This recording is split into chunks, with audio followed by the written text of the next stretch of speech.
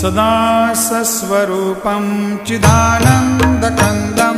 जगत्सम्भवस्थानसंहारहेतुं स्वभक्तेच्छया मानुषं दर्शयन्तं नमामीश्वरं सद्गुरुं साईनाथं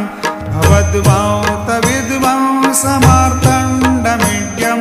मनोवागतीतं मुनिर्ध्यानगम्यं जगद्व्यापकं निर्मलं निर्गुणत्वां नमामीश्वरं सद्गुरुं साईनाथं भवाम्भोधिमग्नार्दितं